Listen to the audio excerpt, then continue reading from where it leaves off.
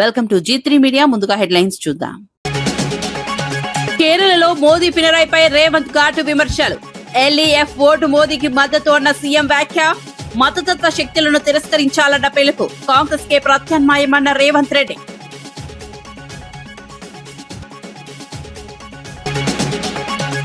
ఎమ్మెల్యేలకు యోగా చేయాలని సీఎం చంద్రబాబు సూచన. ఒత్తిడి తగ్గించేందుకు రోజు యోగా చేయాలన్న సూచన. మానసిక ప్రశాంతత అవసరమన్న సీఎం వ్యాఖ్య. ఆరోగ్యంగా ఉండాలని ప్రజాప్రతినిధులకు సూచన.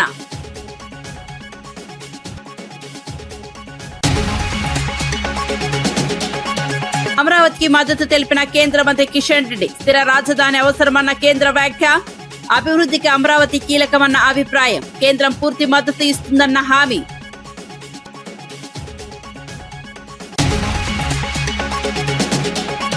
జాబ్ క్యాలెండర్ ఎక్కడని కవిత ప్రభుత్వంపై ఫైర్. జీవో 4తో నియామకాల్లో అవకతవకలంటూ ఆరోపణ. 2 లక్షల ఉద్యోగాల హామీపై కవిత ప్రశ్నలు. నిరుద్యోగులకు న్యాయం చేయాలన్న తెలంగాణ జాగృతి.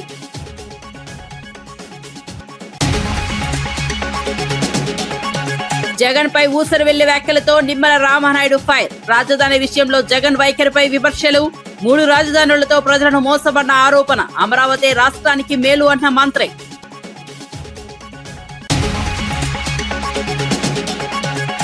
కేరళ ఎన్నికల ప్రచారంలో పాల్గొన్న సీఎం రేవంత్ రెడ్డి ఎల్డీఎఫ్ ప్రభుత్వంపై విమర్శలు చేశారు. పినరయి విజయన్, ప్రధాని మోదీ ఇద్దరు బాయి అంటూ ఒకరికొకరు సహకరిస్తున్నారని ఆరోపించారు.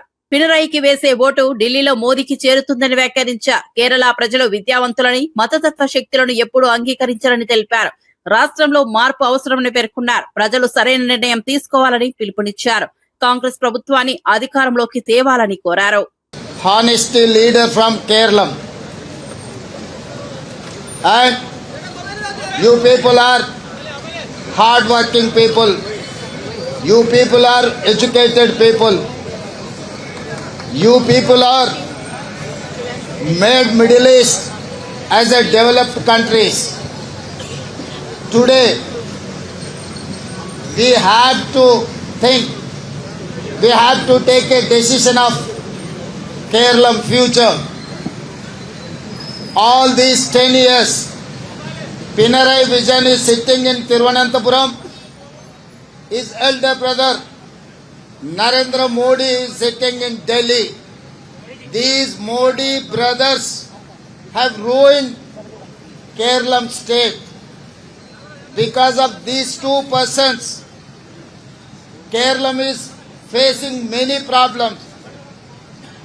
Today, we have to teach a lesson to Modi brothers.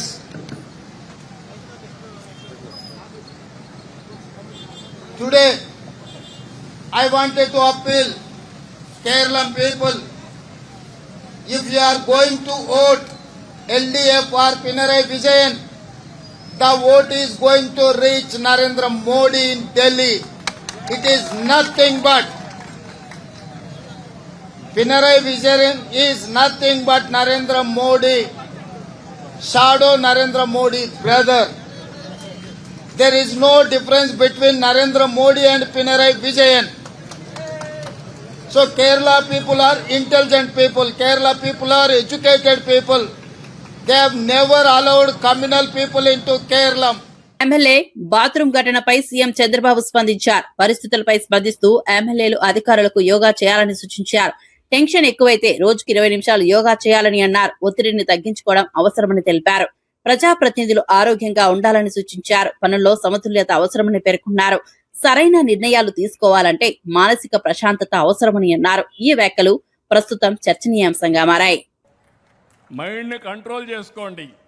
అవసరమైతే యోగా క్లాసులు పెట్టిస్తా, మెడిటేషన్ ప్రాణాయామం పెట్టిస్తాం. మనం అందరం బతికేది ఆనందంగా ఉండాలని అనుకుంటాం, కానీ టెన్షన్లో ఆరోగ్యం పోగొట్టుకొని లేనిపోని ఇబ్బందులు తెచ్చుకోవడం కాదు. తొందరలోనే సంజీవని గిద్దలూరు ఎమ్మెల్యే ముత్తుముల అశోక్ రెడ్డి జగన్ పై విమర్శలు గుప్పించారు. 3 రాజధానుల పేరుతో రాష్ట్ర ప్రజలను మభ్యపెట్టారని ఆరోపించారు. ఏపీని రాజధాని లేని రాష్ట్రంగా మార్చి ప్రజలను ఆందోళనకు గురి చేశారని అన్నారు. అభివృద్ధి నిలిచిపోయిందని విమర్శించారు. సీఎం చంద్రబాబు రాష్ట్రాన్ని అన్ని రంగాల్లో ముందుకు తీసుకెళ్తున్నారని తెలిపారు. ప్రజలకు న్యాయం చేయాలంటే స్థిర రాజధాని అవసరమని పేర్కొన్నారు. గత ప్రభుత్వ వైఫల్యాల వల్ల రాష్ట్రం వెనుకబడిందన్నారు. కేంద్ర ప్రభుత్వం రేపు ప్రవేశపెట్టిన తర్వాత అమరావతి మన రాజధాని, దాన్ని కదిలించడం ఎవరి తరం కాదని తెలియజేస్తూ గడిచినటువంటి వైఎస్ఆర్ ప్రభుత్వం ఆనాటి ముఖ్యమంత్రి జగన్మోహన్ రెడ్డి గారు 3 రాజధానులని చెప్పి 3 ముక్కలాట ఆడి ఈ రాష్ట్ర ప్రజలని అయోమయానికి గురి చేయడంతో పాటు రాజధాని లేని రాష్ట్రంగా ఉంచి మన పిల్లల భవిష్యత్తు మీద దెబ్బ కొట్టడం జరిగింది. మరలా ఈరోజు గౌరవ ముఖ్యమంత్రి చంద్రబాబు నాయుడు గారు అమరావతియే రాజధాని, ఈ యొక్క అమరావతిని అన్ని రంగాలలో అభివృద్ధి చేసేటువంటి తలంపుతో ఈరోజు మన రాష్ట్రంలో ఉన్నటువంటి మన అసెంబ్లీ నుంచి తీర్మానం చేసి కేంద్రాన్ని పంపించడం జరిగింది. ఈరోజు కేంద్ర ప్రభుత్వం కూడా తీర్మానం చేయడం ద్వారా రాజధాని అమరావతిని పూర్తి స్థాయిలో గుర్తించడం జరుగుతుందని కూడా నేను తెలియజేస్తా ఉన్నాను. మంత్రి నిమ్మల రామానాయుడు జగన్ పై తీవ్ర విమర్శలు చేశారు. రాజధాని విషయంలో జగన్ వైఖరిని ఊసరవెల్లితో పోల్చారు. ప్రతిపక్షంలో ఉన్నప్పుడు అమరావతికి మద్దతు ఇచ్చి అధికారంలోకి వచ్చాక మాట మార్చారని ఆరోపించారు. 3 రాజధానుల పేరుతో ప్రజలను మోసం చేశారని మండిపడ్డారు. ఒక్క ఇటుక కూడా వేయకుండా కాలం గడిపారని విమర్శించారు. రాష్ట్ర అభివృద్ధిని అడ్డుకున్నారని అన్నారు. ప్రజలకు స్పష్టమైన దిశ చూపలేకపోయారని ఆరోపించారు. అమరావతి అభివృద్ధి రాష్ట్రానికి మేలు చేస్తుందని పేర్కొన్నారు. అసెంబ్లీలో సాక్షాత్తు ఆ రోజు ప్రతిపక్ష నాయకుడిగా జగన్మోహన్ రెడ్డి గుంటూరు విజయవాడ మధ్య రాజధానిని అంగీకరిస్తున్నాను, రాజధానికి 30,000 ఎకరాలు పైబడి ఉండాలని సాక్షాత్తు అసెంబ్లీలో మాట్లాడాడు. ఆ రోజు ప్రతిపక్షంలో జగన్మోహన్ రెడ్డి, నేను కూడా ఆ రోజు శాసనసభ్యుడిగా ఉన్నాం. తర్వాత మళ్ళీ అధికారంలోకి వచ్చిన తర్వాత మాట తప్పి మడమ తిప్పాడు. మళ్ళీ ఆ రోజు కూడా మంత్రులు కూడా చెప్పారు, జగన్మోహన్ రెడ్డి ఏదైతే వైఎస్ఆర్సీపీలో మంత్రులుగా చేసిన వాళ్ళు అంతకుముందు ప్రతిపక్షంలో వైసీపీ నాయకులు కూడా చెప్పారు, జగన్మోహన్ రెడ్డి మగవాడు, అందుకే రాజధానిలో ఇల్లు కట్టుకున్నాడు, ఒక్క అంగుళం కూడా అమరావతి కదలదని. అంటే ఈ రకంగా జగన్మోహన్ రెడ్డి అధికారంలోకి వచ్చిన తర్వాత ఒక రకంగా, ప్రతిపక్షంలో ఉన్నప్పుడు ఒక రకంగా, అధికారంలోకి వచ్చాక మాట తప్పి మడమ తిప్పి అమరావతి కాదు 3 ముక్కలు అన్నాడు. పోనీ 3 ముక్కల్లో ఎక్కడైనా ఒక్క ఇటుక ముక్క పెట్టాడని అంటే ఎక్కడ కూడా ఒక ఇటు ముక్క కూడా పెట్టనటువంటి పరిస్థితి.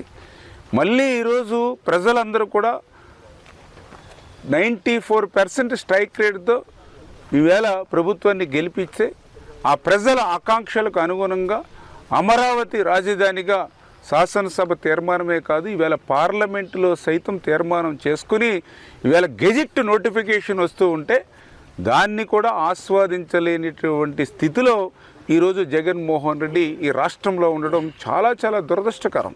లోక్సభలో అమరావతి రాజధాని బిల్లుకు కేంద్ర మంత్రి కిషన్ రెడ్డి మద్దతు తెలిపారు. విభజన జరిగినప్పటి నుంచి ఆంధ్రప్రదేశ్ కు స్థిర రాజధాని లేకపోవడం ఆందోళనకరమన్నారు. అమరావతిని శాశ్వత రాజధానిగా అభివృద్ధి చేయాల్సిన అవసరం ఉందన్నారు. 2 తెలుగు రాష్ట్రాలు పోటీగా అభివృద్ధి సాధించాలని సూచించారు. అమరావతి అభివృద్ధి దేశానికి కీలకమని తెలిపారు. భవిష్యత్తులో ఇది అభివృద్ధి చెందిన నగరంగా మారుతుందని విశ్వాసం వ్యక్తం చేశారు. కేంద్రం నుంచి పూర్తి సహకారం అందిస్తామని చెప్పారు. ఈ 2 రాష్ట్రాలు అభివృద్ధి చేసుకోవాల్సిన అవసరం ఉంది, వేగవంతమైనటువంటి అభివృద్ధి జరగాల్సిన అవసరం ఉంది. దానికోసమే ఈరోజు తెలంగాణ వచ్చిన తర్వాత కూడా అధ్యక్ష ఆంధ్రప్రదేశ్ లో కూడా ట్రైబల్ యూనివర్సిటీ రావడం జరిగింది. నరేంద్ర మోడీ గారు ప్రధానమంత్రి అయిన తర్వాత ట్రైబల్ యూనివర్సిటీ ఆంధ్రప్రదేశ్ కు వచ్చింది. అంతేకాకుండా ఈరోజు ఆంధ్రప్రదేశ్ లో అనేక రకాల అభివృద్ధి కార్యక్రమాలు జరుగుతూ ఉన్నాయి. కేంద్ర ప్రభుత్వము పూర్తి స్థాయిలో మోడీ గారి నాయకత్వంలో ఆంధ్రప్రదేశ్ ప్రజల కండగా నిలబడింది. నేను తెలంగాణ ప్రజల తరఫున ఆంధ్ర రాష్ట్రానికి సంబంధించినటువంటి అమరావతి ఏర్పాటుకు మనస్ఫూర్తిగా కళ్యాణ లక్ష్మి చెక్కుల పంపిణీ కార్యక్రమంలో లబ్ధిదారులు తమ సమస్యలను వ్యక్తం చేశారు. తమకు ఇవ్వాల్సిన తులం బంగారం గురించి మాజీ మంత్రి తలసాని శ్రీనివాస్ యాదవ్ ను నిలదీశారు. అల్లులు బంగారం ఎక్కడా అని అడుగుతున్నారని ఆవేదన వ్యక్తం చేశారు. ప్రభుత్వం ఇచ్చిన హామీ ఇంకా అమలు కాలేదని ప్రశ్నించారు. దీనిపై స్పందించిన తలసాని పేదలు ఆశగా ఎదురుచూస్తున్నారని తెలిపారు. ప్రభుత్వం వెంటనే స్పందించి హామీని అమలు చేయాలని డిమాండ్ చేశారు. ఆలస్యం చేస్తే అసంతృప్తి పెరుగుతుందని హెచ్చరించారు.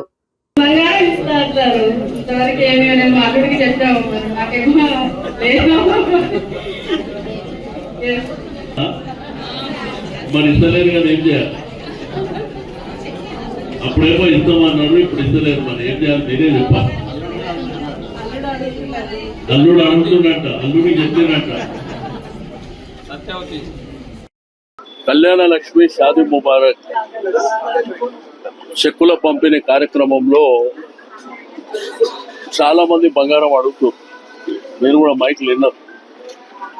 ఇంకెప్పుడు వస్తుంది సార్? 2.5 సంవత్సరాలు అవుతుంది. మా బంగారం కావాలి కదా. దేశంలో పెట్రోల్ డీజిల్ కొరత లేదని కేంద్ర ప్రభుత్వం స్పష్టం చేసింది. రాబోయే 2 నెలలకు సరిపడా నిల్వలు ఉన్నాయని తెలిపింది. అంతర్జాతీయ మార్కెట్లో ముడి చమురు ధరలు పెరిగినా దేశీయ ధరలను పెంచలేదని పేర్కొంది.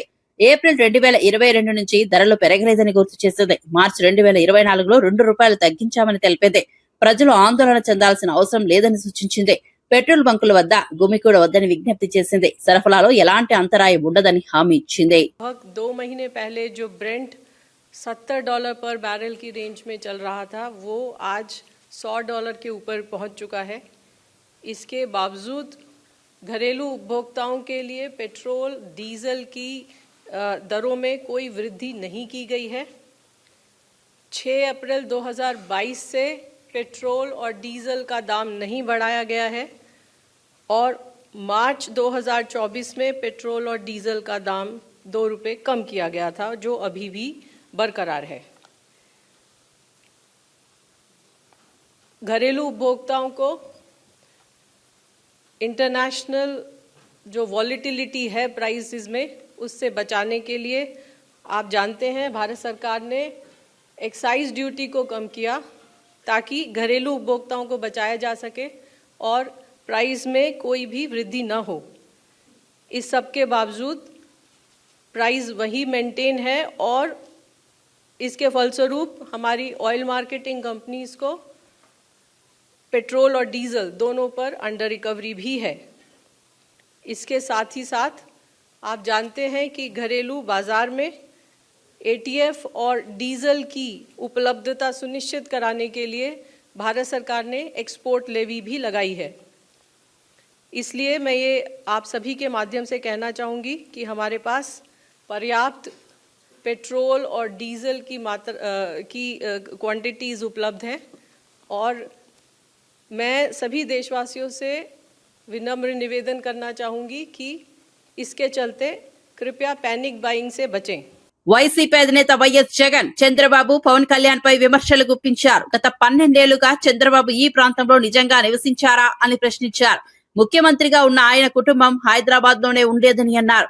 షటిల్ సర్వీస్ లాగా వచ్చి వెళ్లేవారని ఎద్దేవా చేశారు. పవన్ కళ్యాణ్ కూడా హైదరాబాద్ కే పరిమితమయ్యారని విమర్శించారు. ప్రజలతో నిజమైన అనుబంధం లేకుండా నాయకత్వం వహిస్తున్నారని అన్నారు. ప్రజల సమస్యలు తెలుసుకోవాలంటే నేలపై ఉండాలని సూచించారు. మనస్ఫూర్తిగా ఇక్కడ కాపురం పెట్టామని అడుగుతా ఉన్నా. ఇప్పటికీ కూడా మీ కుటుంబాలన్నీ ఎక్కడున్నాయని అడుగుతా ఉన్నా.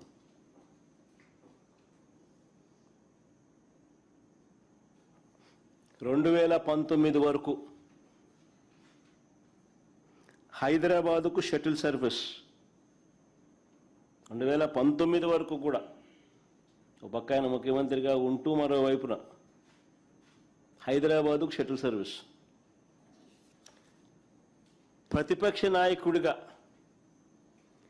ఎన్నికల వరకు వీళ్ళ అడ్రస్ అంతా హైదరాబాదే.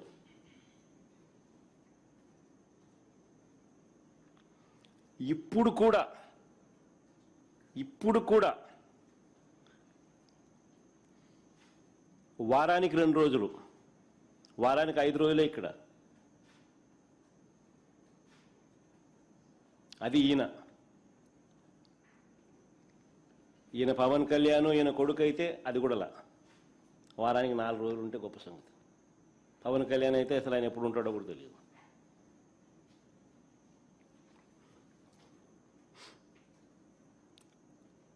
ప్రత్యేకంగా ఒక్కొక్కరికి ఒక్కొక్క విమానం, షటిల్ సర్వీస్, ఇవన్నీ వాస్తవాన్ని నేను చెప్పేటివి. ఏదైనా కానీ దుమ్మెత్తిపోయాలా అసెంబ్లీ అన్నది, అసెంబ్లీలో దుమ్మెత్తిపోయాలి అనే ఒక ఆరాటంతో మమ్మల్ని తిడతారు తప్ప మేము అడిగే ప్రతి ప్రశ్న వాస్తవంగా లోతైన ప్రశ్నలు. కాంగ్రెస్ ఎంపీ చామల కిరణ్ కుమార్ రెడ్డి ఎఫ్సీఆర్ఏ సవరణ బిల్లుకు వ్యతిరేకంగా పార్లమెంట్ లో నిరసన తెలిపారు. ఈ బిల్లు మైనార్టీ సంస్థల ఆర్థిక మూలాలను దెబ్బతీసేలా ఉందని విమర్శించారు. ఇది ఆర్ఎస్ఎస్ ఎజెండాలో భాగమని ఆరోపించారు. రాజ్యాంగం కల్పించిన సమాన హక్కులను భంగం కలిగిస్తోందని అన్నారు. ఈ సవరణను సభలో గట్టిగా అడ్డుకుంటామని స్పష్టం చేశారు. ప్రజాస్వామ్య విలువలను కాపాడేందుకు పోరాటం కొనసాగుతుందని తెలిపారు. ప్రభుత్వం ఈ బిల్లును వెనక్కు తీసుకోవాలని డిమాండ్ చేశారు. ఇండియా బ్లాక్ కూటమి నాయకులము అన్ని పార్టీల వారం కూడా ఈరోజు ఎఫ్సిఆర్ఏ బిల్ ని ఇంకా తీసుకోవాలని చెప్పి ఇక్కడ ఈ యొక్క ధర్నా చేయడం జరిగింది.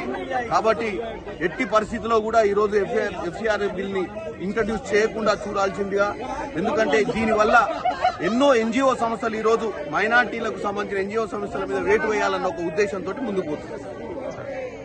ఎట్లా అడ్డుకుంటారు మీరు? డెఫినెట్ గా దీన్ని ప్రొటెక్ట్ చేస్తాం. హౌస్ లో ఆ బిల్ ని ఈ రోజు మకర్ ద్వార్ దగ్గర చేసినాం. డెఫినెట్ గా స్పీకర్ గారు టైం తీసుకొని ఈ బిల్లులో పెట్టిన అంశాల మీద చర్చ చేస్తాం. చర్చ చేసి ఎట్టి పరిస్థితుల్లో కూడా మైనార్టీ సోదరులకు ఈ దేశంలో అన్యాయం కాకుండా ఏదైతే ఆర్ఎస్ఎస్ అజెండా ఉందో దాన్ని తీసుకొచ్చి ఇక్కడ పార్లమెంట్ లో ఈ ప్రభుత్వం ఇంప్లిమెంట్ చేయాలని చూస్తూ దాన్ని మేము తప్పుగా చూస్తున్నాం. వార్త వివరాల్లోకి వెళ్తే తెలంగాణ జాగృతి అధ్యక్షురాలు కవిత ప్రభుత్వంపై తీవ్ర విమర్శలు చేశారు. డిగ్రీ కాలేజీ నియామకాలలో జీవో 4ను కాంగ్రెస్ కార్యకర్తలకు అనుకూలంగా ఉపయోగిస్తున్నారని ఆరోపించారు. 2 లక్షల ఉద్యోగాలు ఇస్తామని హామీ ఇచ్చినా ఇప్పటికీ జాబ్ క్యాలెండర్ విడుదల చేయలేదని ప్రశ్నించారు. నిరుద్యోగులను మోసం చేస్తున్నారని మండిపడ్డారు. పారదర్శక నియామకాలు జరగాలంటే వెంటనే స్పష్టత ఇవ్వాలని డిమాండ్ చేశారు. యువత భవిష్యత్తులో ఆటలాడొద్దని హెచ్చరించారు. ప్రభుత్వం తక్షణమే స్పందించి ఉద్యోగ ప్రక్రియలను వేగవంతం చేయాలి. బలైపోతున్నారు, వీరి గురించి మాట్లాడాలన్న ఆలోచన ప్రభుత్వానికి లేకపోవడం అన్యాయం.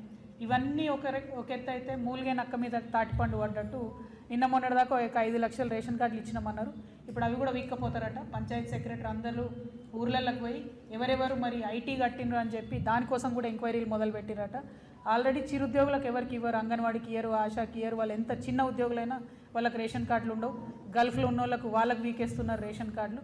మళ్ళీ ఇప్పుడు కొత్తగా ఏదో ప్రైవేట్లో బట్టల దుకాణంలో అన్నో ఎన్నో 10-15 వేలకు జీతం చేసుకునేటోళ్ళ వాళ్ళ రేషన్ కార్డులు కూడా పీకేసేటటువంటి ప్రయత్నం చేస్తున్నారు. ఈ ప్రభుత్వానికి హెచ్చరిక చేస్తూ ఉన్నాం. మీరు పదే బీఆర్ఎస్ గవర్నమెంట్ రేషన్ కార్డులు ఇవ్వలేదు, మేము ఇస్తామని చెప్పి వచ్చిండ్రు.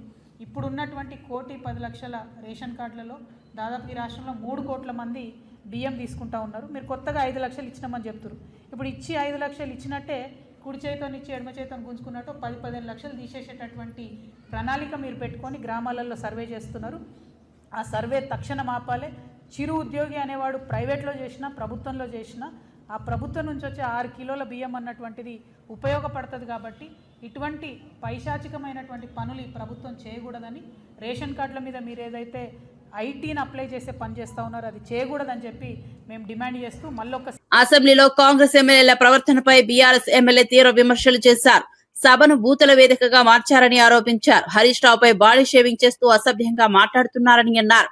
విప్ ఆది శ్రీనివాస్ తీరుపై కూడా ప్రశ్నలు లేవనెత్తారు. కాళేశ్వరం ప్రాజెక్టుపై తప్పుడు ప్రచారం చేస్తున్నారని విమర్శించారు. సభలో చర్చల స్థాయి దిగజారడం ప్రజాస్వామ్యానికి మంచిది కాదన్నారు. ప్రతిపక్షాన్ని గౌరవించేలా వ్యవహరించాలని సూచించారు. అసెంబ్లీ గౌరవాన్ని కాపాడాలని కోరారు. కొత్తగా మీరు ఎన్ని రోడ్లు శాంక్షన్ చేసిండ్రు దాని వివరాలని అడిగితే ఆయన మినిస్టర్ గారు చెప్పిన answer, a total number of 257 of works covering a length of 746 kilometers of new roads were sanctioned under plan, and a total number of 147 works having a length of 324 kilometers of new roads under non-plan were sanctioned from 7th December 2023 to till date. December 23వ సంవత్సరం నుంచి ఈ రోజు దాకా మొత్తం sanction చేసింది ఎంత అంటే వాళ్ళు మొత్తం 524 వర్కులు, ప్లాను నాన్ ప్లాన్ కలిపి మొత్తం 2070 కిలోమీటర్లు, ప్లాను నాన్ ప్లాన్ కొత్త వర్కులు రిన్వల్స్ అన్ని కలిపి వాళ్ళు శాంక్షన్ చేసింది. 524 వర్కులకు గాను ఎన్ని కంప్లీట్ అయినాయని అడిగిండు ఆయన వేముల వీరేశం గారు. ఇంకో question, the number of sanction roads completed అని అడిగిండు. దాంట్లో ఈయన మళ్ళా క్వశ్చన్లో చెప్పిండు 10 number of sanctioned works having a length of 68 kilometers were completed. 10 numbers ఎంతలో 257లో 10 వర్కులు. And in addition 165 kilometers length is completed in ongoing works under plan. And 39 number of sanctioned works having length of 44 kilometers were completed, and in addition to 20 kilometers length is completed in ongoing works under non-plan. అంటే మొత్తం 524 పనులలో plan non plan కలిపి మొత్తం 49 వర్కులు complete అయినాయి అంటున్నాడు. 524 వర్క్స్లలో 49 వర్కులు complete అయినాయని ఆయన్నే ఇచ్చిన సమాధానం అసెంబ్లీలో. 9% ఆయన కంప్లీట్ చేసిన వర్కులు 9% వస్తున్నది లెక్కేస్తే. మొత్తం 2.5 సంవత్సరాల కాలంలో, 1 సంవత్సరం కాదు, మొత్తం 2.5 సంవత్సరాల కాలంలో వాళ్ళు శాంక్షన్ చేసిన పనుల పనులకు కంప్లీట్ చేసింది 9%. పోనీ కిలోమీటర్స్ చూద్దామా? కిలోమీటర్స్ ఏమన్నారు? ఇప్పుడు ఇంతకుముందు చదివినా కదా, 68 కిలోమీటర్లేమో ప్లాన్లో, 44 కిలోమీటర్లు నాన్ ప్లాన్లో, అంటే 112 కిలోమీటర్లు. ఎంత వర్క్స్లో? 2070 కిలోమీటర్లు శాంక్షన్ చేస్తే 112 కిలోమీటర్లు కంప్లీట్ చేసినామని ఆయన్నే చెప్పింది. ఇది అదెంత? 5% కిలోమీటర్ల లెక్క తీసుకుంటే. అది 2.5 సంవత్సరాలలో. సంవత్సరంకు తీసుకుంటే 2.5%. 2070 కిలోమీటర్లు శాంక్షన్ చేస్తే కొత్తవి 112 కిలోమీటర్లు కంప్లీట్ చేశారు. 5%. అవి కంప్లీట్ చేయాలంటేనే ఇంక 20 ఏళ్ళు కావాలి ఇళ్ళకి లెక్కక. మరి అంతే కదా? ఇదే పద్ధతి నమ్మకి ఇట్లా మీరు పైసలు రిలీజ్ చేయకుండా సంవత్సరానికి 1000 కోట్లు ఇస్తాం అంతకంటే కాదు అంటే 20 సంవత్సరాలు పడుతుంది మీరు ఇప్పుడు శాంక్షన్ చేసిన వర్క్స్ కంప్లీట్ చేయడానికి. పోనీ దీంట్లో పాతవి కూడా కొన్ని చేసినామన్నారు. అవి ఎన్ని చేసిర్రు? పాతవి సేమ్ 300 కిలోమీటర్లు వేసుకుందాం. పాతవి కొత్తవి కలిపి వాళ్ళు ఎన్ని కిలోమీటర్ల పని చేసారు అంటే 300 కిలోమీటర్లు పని చేసారు మొత్తం రాష్ట్రంలో. అంటే 300 కిలోమీటర్లు అంటే ఏంది? మన నియోజకవర్గాలు 100 ఉంటాయి, 19 అర్బన్ తీసేస్తే. అంటే కిలోమీటర్ ఒక్కొక్క నియోజకవర్గంలో యావరేజ్గా 3 కిలోమీటర్ల పని చేసిర్రు వీళ్ళు. అది రిన్వల్స్, కొత్తవి, వైడనింగ్స్ అన్ని కలిపి 2.5 సంవత్సరాల కాలంలో 3 కిలోమీటర్ల పని. అంటే ఒక సంవత్సరంకు తీసుకుంటే 1 కిలోమీటర్ పని చేసిర్రు R&Bలో. ఇగో ఇది నేను చెప్పింది కాదు, ఇది ఆయన చెప్పింది, R&B మంత్రి గారు చెప్పింది. దయచేసి ఫోటో తీసుకోండి, మీ అందరు కూడా పంపిస్తాయి. నేను R&B మంత్రి గారు వాళ్ళ కాంగ్రెస్ ఎమ్మెల్యే అడిగిన క్వశ్చన్కి ఇచ్చిన ఆన్సర్లో వాస్తవం కూడా అదే. అందుకే రోడ్లు ఎక్కడ చూసినా గుంతలు ఉంటున్నాయి. ఎందుకు ఉంటున్నాయి అంటే ఇది రీజన్. బీఆర్ఎస్ నేత చిరువర్తి లింగయ్య కాంగ్రెస్ ప్రభుత్వంపై తీవ్ర స్థాయిలో విరుచుకుపడ్డారు. కేటీఆర్, హరీష్ రావులపై విమర్శలు చేస్తే ఊరుకోబోమని హెచ్చరించారు. వేముల వీరేశం అక్రమ పట్టాలు, ఇసుక దందాలపై ఆరోపణలు చేశారు. ఆయన బినామీలా వ్యవహరిస్తున్నారని విమర్శించారు. కాంగ్రెస్ ప్రభుత్వం దళితులు, రైతులను వంచిందన్నారు. ఎన్నికల హామీలను అమలు చేయడంలో పూర్తిగా విఫలమైందని ఆరోపించారు. ప్రజలకు న్యాయం చేయడంలో ప్రభుత్వం విఫలమైందని మండిపడ్డారు. వెంటనే హామీలను అమలు చేయాలని డిమాండ్ చేశారు. రిజర్వాయర్ కాళేశ్వరంలో ఒక భాగం అని చెప్పేసి ఆయన వచ్చి అటు హరీష్ రావు అని తిడతాడు, ఇటు కాళేశ్వరాన్ని తిడతాడు. సిగ్గని పీదా కొద్దిగన్నా లోపలేం ఉండదా వీళ్ళకి? నాకు అర్థం కాదు. రోజు పొద్దున్న లేచి బూతులు, ఇష్టం వచ్చినట్టు బాడీ షేమింగ్. ఒకటి ఈయనదో అందగాడు హరీష్ రావు గురించి బాడీ షేమింగ్ చేస్తాడు. అరే మేము అన్నికి రాదా మీ గురించి? అదేనా మీ పద్ధతి? హరీష్ రావు గారి గురించి బాడీ షేమింగ్ చేస్తా ఉన్నాడు ఈ మధ్య. అయినా ఎప్పుడు చూసినా అయినా ఆదిశీను మేము మాత్రం ఎప్పుడైనా మాట్లాడలేదు. దయచేసి ఆదిశీనుడు గారు కానీ ఐలయ్య గారు కానీ సబ్జెక్ట్ మీద మాట్లాడండి. ఐలయ్య గారి కాన్స్టిట్యూన్సీలో కూడా మన గంధమల్ల ఎక్కడి నుంచి వస్తాను నీళ్ళు? కాళేశ్వరం కాదా?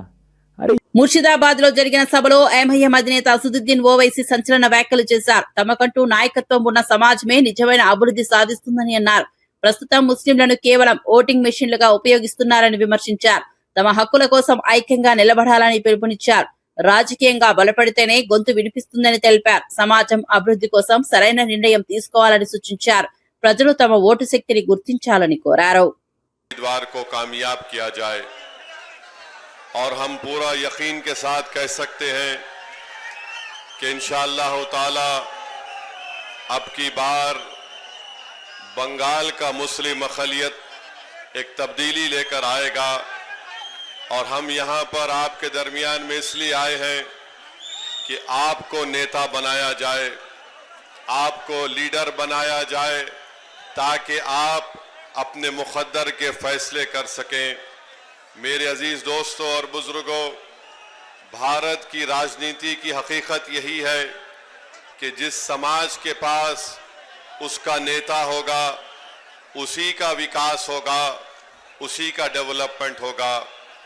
बंगाल में बरसों से हमने कभी कांग्रेस को वोट दिया, मुस्लिम अक़लियत ने, कभी हमने लेफ्ट पार्टीज को वोट दिया, कम्युनिस्ट पार्टीज को वोट दिया, और पिछले 15 साल से हम टीएमसी को अपना वोट दे रहे हैं। मैं आपसे सिर्फ एक बात कहने के लिए आया हूं कि आप आराम से इस बात को सोचिए कि हमारे बुजुर्गों ने कांग्रेस को वोट दिया तो क्या हमारा कोई फायदा हुआ? क्या हमारे बच्चों को नौकरी मिली? क्या यहाँ से मुर्शिदाबाद से पलायन खत्म हुआ? फिर हमने लेफ्ट पार्टीज का साथ दिया। बताइए बंगाल के मुस्लिम माइनॉरिटी का क्या फायदा हुआ? क्या हमारे जिंदगी के हालात बदल गए? क्या हमको गवर्नमेंट में नौकरी मिली? नहीं मिला। फिर आपने टीएमसी को वोट दिया 15 साल से। बताइए टीएमसी ने जमीन पर ऐसी कौन सी तब्दीली पैदा की जिससे मुस्लिम अक़लियत को फायदा हो सके। आज आप देख रहे हैं कि हमारे पास लीडरशिप नहीं है, हम सिर्फ वोट डालने वाली एक मशीन हमको बना दिया गया। हम दूसरों को वोट डालते आए हैं। आज ओवैसी आपके दरमियान में आकर आपसे अपील कर रहा है कि आप 50 साल से दूसरों को वोट देते आए, अब की बार आपको हुमायूं कबीर को वोट देकर अपने भाई को, अपने बेटे को कामयाब करना है। याद रखिए, लीडरशिप आपकी होगी तो आवाज भी आपकी उठाई जाएगी। అసెంబ్లీలో జరిగిన పరిణామాలపై బీఆర్ఎస్ ఎమ్మెల్యే పాడి కౌశిక్ రెడ్డి స్పందించారు. 100 కోట్ల మైనింగ్ స్కామ్ నుంచి ప్రజల దృష్టిని మళ్లించేందుకు తనను టార్గెట్ చేస్తున్నారని ఆరోపించారు. మైనింగ్ అక్రమాలపై హౌస్ కమిటీ ఏర్పాటు చేసి పూర్తిస్థాయి విచారణ జరపాలని డిమాండ్ చేశారు. మంత్రి పొంగులేటి శ్రీనివాసరెడ్డిని వెంటనే బర్తరఫ్ చేయాలని కోరారు. తనపై ఎన్ని కేసులు పెట్టినా వెనక్కు తగ్గేది లేదన్నారు. ప్రజల పక్షాన పోరాటం కొనసాగిస్తామని స్పష్టం చేశారు. నిజాలు బయటకు రావాలని డిమాండ్ చేశారు. నాగేందర్ నువ్వు కూసో, వీళ్ళిద్దరు పోటీ పడుతురు, కూసో నువ్వు కూసో అని ఈయన వెనుక నుంచి లేస్తాడు. లేచి ఈయన తను మాట్లాడి ఆయనకి అన్నం పెట్టిన కేసీఆర్ గారి గురించి, కడియం శ్రీహరి గారికి కేసీఆర్ గారు ఏం తక్కువ చేసిండండి? ఆయనను తీసుకొచ్చిండు, ఎమ్మెల్సీ చేసిండు, డిప్యూటీ సీఎం చేసిండు, ఎంపీ చేసిండు, ఎమ్మెల్యే చేసిండు. ఇంకా ఏం చేస్తానండి మంచిగానేటనా? ఓ సిట్టింగ్ ఎమ్మెల్యే స్టేషన్ గన్పూర్లో రాజయ్య గారు ఉంటే తనని తీసేసి మరీ టికెట్ ఇచ్చిండు. వారి బిడ్డకు కూడా టికెట్ ఇచ్చిన తర్వాత ఈయన మోసం చేసి అమ్ముడు పోయిండు మళ్ళీ కాంగ్రెస్ పార్టీకి. సరే పోయిన తర్వాత నేను ఒక్కటే అడుగుతున్నా, నేను ఒక్కరిని అడిగింది కాదు ఆ రోజు, మొత్తము బీఆర్ఎస్ పార్టీలో